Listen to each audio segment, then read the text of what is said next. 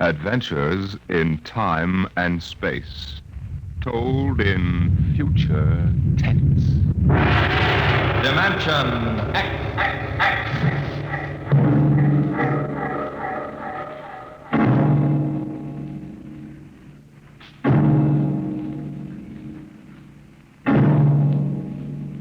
Can you predict what will come in 100 years? Or in 10? Or in the next minute? Can you see beyond the known dimensions of time and space into the unknown Dimension X? It was in the year of 1982 that spacemen first discovered the Great Galactic Barrier. In the past 10 years, rocket travel to the moon and the nearer planets had become commonplace. And then men fixed their sights on a more distant star, the remote planet known as Volta. 5 exploratory ships went out, and none came back, each in turn disappearing mysteriously at the same vanishing point, an invisible wall somewhere in the vast outer reaches that became known as the wrecker of spaceships, the Galactic Reef. And yet, the explorers refused to admit defeat.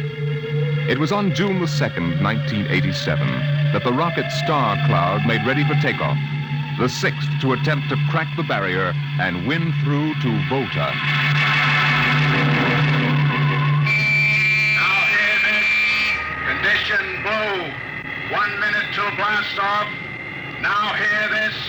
Condition blue. 1 minute till blast off. Bridge to nav control. Navigation, Collier. This is Captain Thorson. Ready, Lieutenant? We're ready, Captain.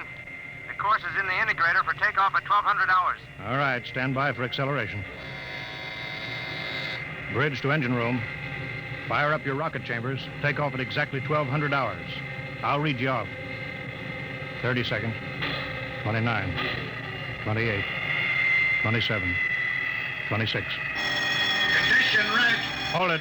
Revoke all orders. Who turned in that alarm? We've uncovered a stowaway, sir. Stowaway where? Hiding at sick bay. Dr. Spitzlin found him. Have him brought up to the bridge. Engine room. Kill your rocket. Stand by. Thorson, this is Colonel Harrison at ground control. What's holding you up? Trouble. What's the matter with you? What's the matter with you? There's stowaway aboard. Stowaway? Yes, I thought your men were supposed to police this base. What's the All matter right, with you? Captain, take it easy. You know what this delay can do to us, don't you? 1 minute late at takeoff can throw us 1,000,000 miles off course. We'll have to reintegrate the whole works. Well, look, how long do you think it'll take? Don't bother me for a while. I'm busy here. Stupid idiot. Come in. Here's your stowaway, sir. Now, court martial. Charlie. Can you use a good radio man, Skipper? Oh, I see you two have met. Met. The skipper and me made 50 trips to the moon together. Didn't we, Captain? Charlie, if you wanted to come along, why didn't you volunteer? I did, Skipper. They turned me down. What's wrong with you? Oh, acceleration bends. They said my arteries wouldn't stand another trip. Oh, I'm sorry to hear that. But they're wrong, sir. I got one more good trip in me. Now, listen, Captain. You know these green kids don't know the first thing about space radio operation. You put a man like me on, and I'll be getting you bedtime stories from Mars. Well, you know the regulations as well as I do, Charlie. I can't take you much as I'd like to. Colonel Harrison will murder me for this. I'm sorry, Charlie. I have to put you aground. Tell you what, Charlie. I'll ask Harrison to put you on his ground radio contact. It'll seem as if you're right here with us. He won't do it, sir. He better. I'll have him busted to corporal for letting you sneak aboard. You'll be better off, Charlie. Paulson. Yes, sir. I'm sending a man down from the bridge. Put him aground. Give him time to clear the launching platform. Yes, sir. So long, Charlie. Sorry. Well, good luck, Skipper. I thought you were going to have him drawn and quartered. Been anybody else, I would have, Smitty. But Charlie, well, Charlie's kind of special. He's been with me since my first command, when we began the regular run to the moon. If he wanted to come along this time, well, it's only through loyalty to me. You know, Lewis, I didn't realize it before, but you're almost human. Navigation. Lieutenant Collier. Nav control, Collier. Lieutenant, how badly we fouled up. Can you recalculate the course, or shall I cancel the takeoff? I've already plotted a new course on the integrator, sir. Oh, that's quick work. Are you sure? Positive, sir. All right, Collier. Putting it in your hands. We'll blast off in your signal. Lewis, isn't that a lot of responsibility for a young green officer? Yeah, but if he can't do his job, I'd rather find out now than at the Galactic Barrier. Bridge to engine room. Ready your rockets. Prepare to blast off on navigator's signal.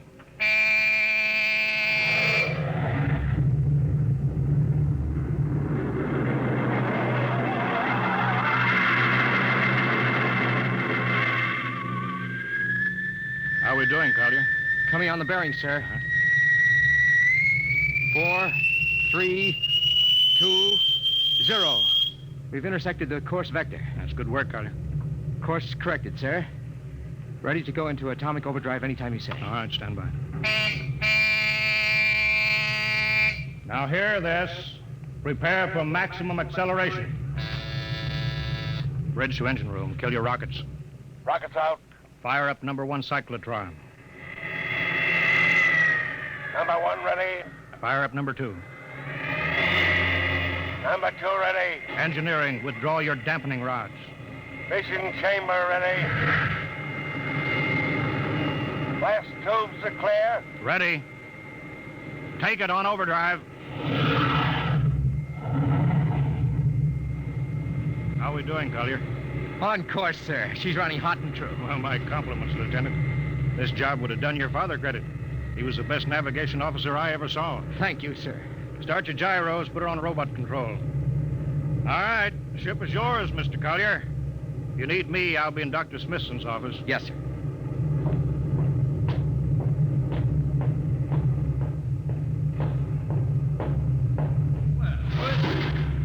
I see you got us off the ground. You can thank young Collier for that. Chip off the old block. Oh, you knew his father, huh? Matter of fact, I knew him very well. First-rate spaceman. Is he the one who, Yeah, Oh. Yeah, he was lost in the galactic barrier on the second ship we sent out to Volta. Louis, just what do you think this galactic barrier is? Your guess is as good as mine, Doc.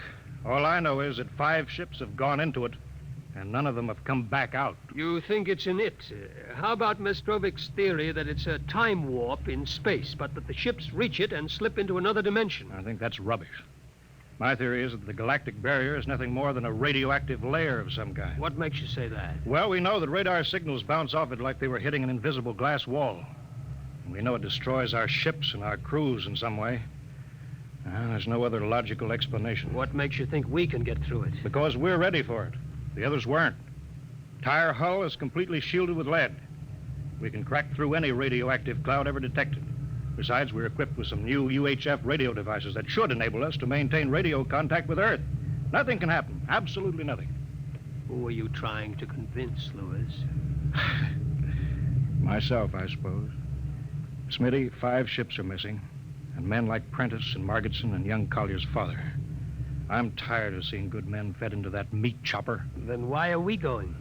We haven't any choice, Smitty. We're in a race. Kind of race where men and ships are expendable. Well, at least it won't be boring. I'll have to play physician morale builder and mother substitute for 112 slightly nervous men. Your morale doesn't sound too good, Doctor. As morale officer, I can state without fear of contradiction. It's terrible. And something tells me that as we approach that galactic barrier, I'm not going to be alone.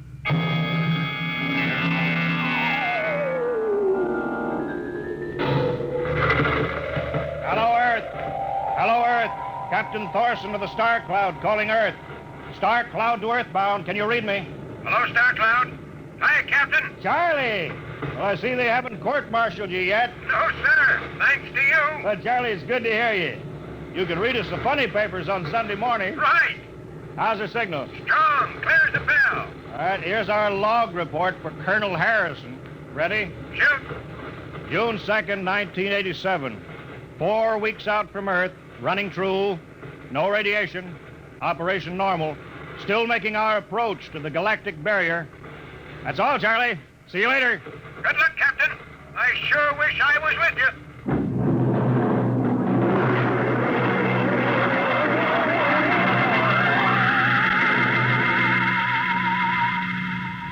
How's the morale, Smitty? Well, the men know we're getting closer to the barrier. They're beginning to show a little tension, Louis. How's their physical condition? Any sickness? About half the crew has come down with space blues. Badly? Oh, same as usual. Lips and hands with a bluish cast. Eyes sensitive to infrared. I don't know. When I first started flying these tin cans, nobody ever heard of space blue. Well, there's a new theory that is caused by the terrific acceleration of these atomic overdrive ships. The change in gravity affects the circulation. What do you think? Oh, I think it's psychosomatic. I've noticed that the same men who get space blues under tension on a ship tend to get blue coloration back on Earth when they're upset. I guess it's an occupational disease of space navigators. You think it's just nerves, then? I don't know. But young Collier has a bad case. I think it's tension from overwork. Maybe he needs some vitamins.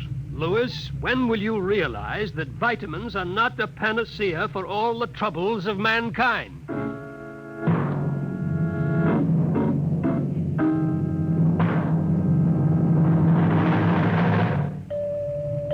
Come in.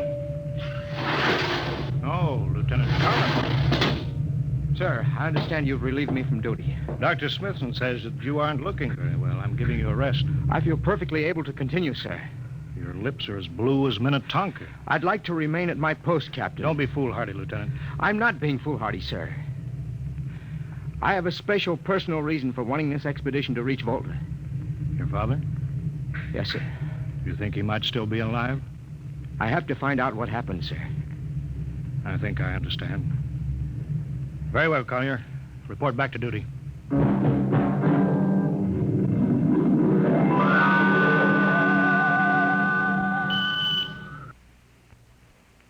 What's the reading, Paulison? We're getting a +5 radar bounce now. It's coming off the barrier almost as fast as we send it out. What's the interval? 0.3 of a second. Shortening steadily. At this rate, we'll hit the wall in the next few minutes. All right, alert the crew. Sound general quarters. Now hear this. Condition red. We are now approaching the galactic barrier. All hands to stations. All radiation detectors to be fully manned. Full security will prevail until further notice.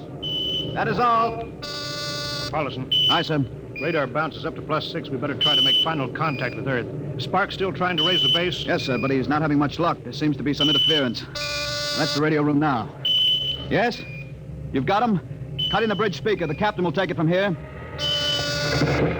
Hello. Star Cloud to Earthbound. Can you hear me, Earth? Hello, Skipper. I can barely read you. We're getting heavy static from sunspots. That's not sunspots. We're right on top of the galactic barrier. Stick with us, Charlie. We're switching to the automatic sender now, so you can track us in. Okay. If we crack the barrier and come through still in one piece, I'll try to get back to you on the high-frequency band. Gotcha, Skipper.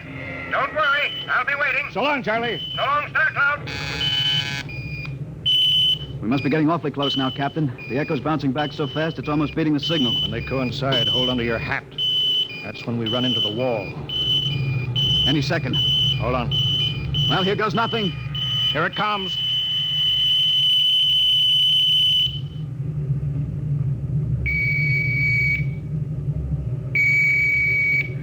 Captain, Why, nothing happened. we made it. We made it, Captain. No radiation, no time warp, no nothing. Why, the crew's gone crazy, sir. Let them. They earned it. Say, Doc, can you break out a few bottles of snake bite serum for medicinal purposes? I sure can, Lewis. This calls for a celebration. How's your morale now? Couldn't be better. How's yours? Condition Hey, what red. is- Radiation detected. Condition red. Radiation detected. Good. Holy mackerel. Look at the needle on that indicator. Paulison. I see it, Captain. We're picking radiation like crazy. What's it like? It's a strong wave. What kind is it? I don't know. It's too long for a cosmic ray and too short for UHF. All right, track it down. Triangulate it. Make it fast. I want a directional fix. Yes, sir. Engine room. Yes, sir. We're picking up radioactivity. Is it the fission chambers? No leaks, sir. Check your gauges. Nothing here, Captain. Must be coming from outside. Damage control. Yes, sir. Is our lead shield leaking radiation? Haven't found anything yet, sir. All right, keep at it. Paulison, how you doing? I've got a fix, Well, Captain. what is it? I have to recheck my figures. Well, hurry up. The angle is correct, but I don't... Come on, man, for Pete's sake. It's right, sir. What's right? Speak up. Where's the radiation coming from? It's coming from inside this ship. That's impossible. No, sir. I've checked it twice. Well, then, there's only one thing left to do. Paulison, get a Geiger counter. We're going to start combing the ship, inch by inch. Ready, sir. All right, turn it on now. Yes, sir. We'll check the atomic guns first. Cut through the officers' quarters to ordnance. Come on. Wait a minute, sir. What is it? Signal's weaker now. Let's go back.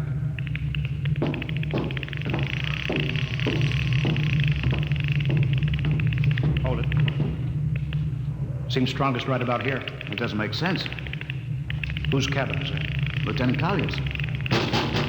Collier! It's probably down in nav control, sir. Try the door. It's not locked, sir. It's in here, all right. Listen to that counter. Strongest over here. Open that wall cabinet. It's locked. Smash it. All right, shut off the Geiger counter. What do you make of this, Paulinson? It looks like some sort of portable transmitter, sir. Must be foreign manufacture. I don't recognize the calibration symbols at all. Never seen anything like it. Which raises a small question. What is Lieutenant Collier doing with a transmitter in his cabin? I don't know, sir. Well, I intend to find out, Paulison. Get down to nav control. Bring Collier up to the bridge. On the double. Well, hadn't we better find some way to shut this thing off first? I know a way.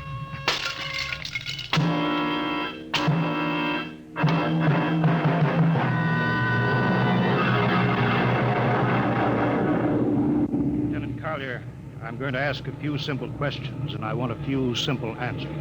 Yes, sir. What were you doing with the transmitter in your cabin? Transmitter, Captain? You know nothing about it? No, sir, I don't. Do you recognize these calibration symbols? No, sir. Can you think of how it might have been placed in your cabin without your knowing it? No, sir. Unless someone came in while I was on duty. Would that have been possible? Why, I suppose if someone had a key... I found your cabin door unlocked. Well, I meant a key to the wall cabinet. I didn't say the wall cabinet. Well, sir, I... You what, Lieutenant? How could you have known it was in the wall cabinet? I just assumed.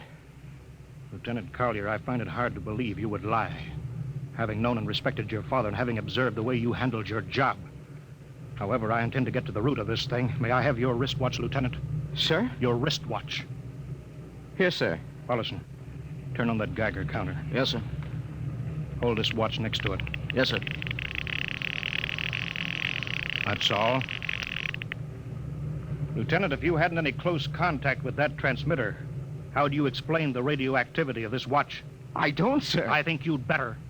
To whom were you sending those signals? Condition red. Condition red. There's your answer, Captain. What is this, Collier? Alien spaceship approaching. Alien spaceship approaching. Sound battle stations. Collier, who's aboard that ship? All right, now talk, man. Very well, Captain. My mission seems complete. Your mission? Are you admitting that you're an agent of a foreign power? I am stating it. What nation? No nation, Captain. What?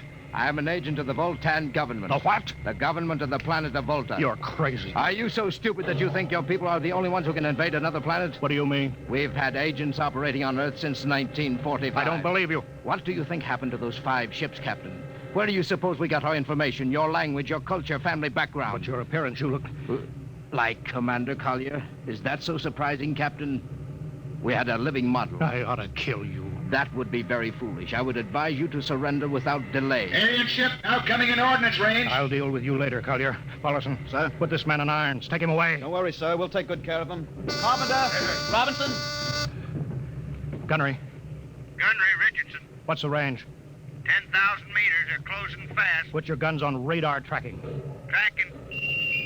Coming on a burn.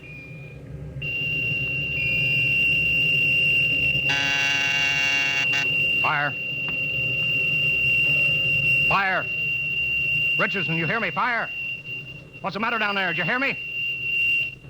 Richardson, answer me. It's no use to shout, Captain. Collier. Yes, Captain. How'd you get loose? Where's Paulison? Lieutenant Paulison is dead. All stations. Lieutenant Collier has escaped. Seize him, man. Don't waste your breath. Your men can't hear you, Captain. What? Those still alive are my men. You're lying. No, Captain. Every ship that has ever left Earth was controlled by a Voltan crew. That's impossible. Those were hand-picked men. Handpicked by us. I don't believe you. Then why not call for help? Carpenter, Robinson, Haley, report. Carpenter, Robinson. You see, Captain, it is quite useless. I would advise you to sit very quietly and do nothing. It isn't possible. They can't all be dead.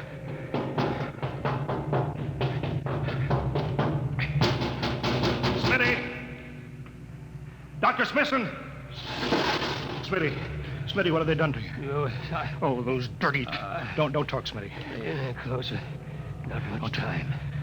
Lewis, Space blues. Space blues. What is it, Smitty? What are you trying to tell me? All men with space blues. Voltans. Here, let me help you, Smitty. No, Lewis. Get message back to Earth. Voltan. 5th column. Watch out for space blues. Smitty. Smitty.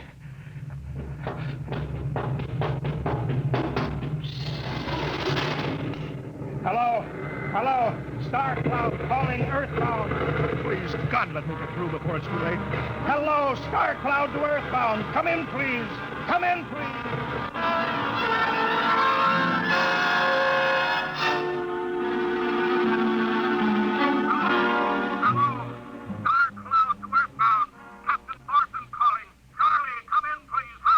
Hello? Hello, can you hear me, Charlie? Skipper, is that you? Are you getting my signal? It's coming in a little louder now, Skip. Keep sending. Thank God, Charlie. Now listen to me. Not much time. Get word to Colonel Harrison. Crew mutinied. Most of crew members, Voltons. What? Voltons. Spell that. V-O-L. Voltans? That's right. They're from the planet Volta. Skipper, are you all right? Charlie, this is serious. They'll be here any second now. Listen, they have a 5th column on Earth. They're planning to invade you. You don't mean it. Of course I mean it. Tell Harrison that they're posing as humans. You can detect them by space blues. You got that? Only Voltons get space blues. Charlie, do you hear me? Space Blue. I get you. Step back in, Charlie. I'm depending on you now. Warn everybody. Captain! They open the door. Go on, Charlie. Tell Harrison that... Captain! Captain Thorson! Hello! Hello, Star Cloud. Come in. What's the trouble, Sergeant? We're just trying to raise the Star Cloud, Colonel. Had any luck? No, sir. No contact. No contact? No, sir. Nearly an hour since they hit the galactic barrier. I don't understand why they haven't tried to get back a message. No, sir. Neither do I. All right. I'll take over for a while. Yes, sir. Go right ahead, sir. You'd better go out and get yourself some coffee. Charlie, you look a little blue around the gills.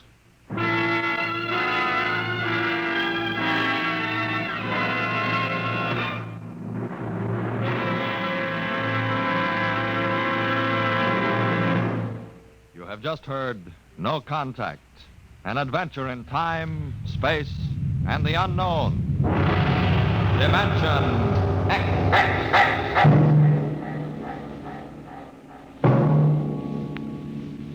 Next week, we have a nice, blood-curdling little story that starts with these 2 sentences. The last man alive on Earth sat alone in a room. And then there was a knock on the door, which raises the question, what knocked on the door? Left to its own devices, the human mind supplies a vaguely horrible answer. But it wasn't so horrible, really. You'll see next week when we present Knock.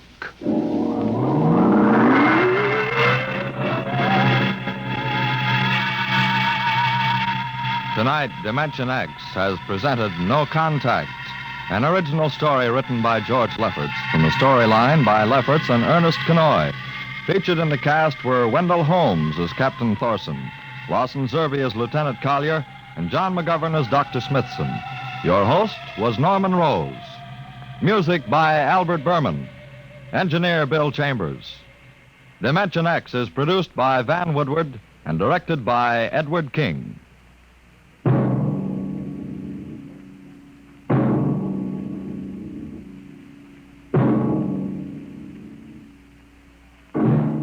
Tomorrow, hear Sam Spade. Now, it's Truth or Consequences on NBC.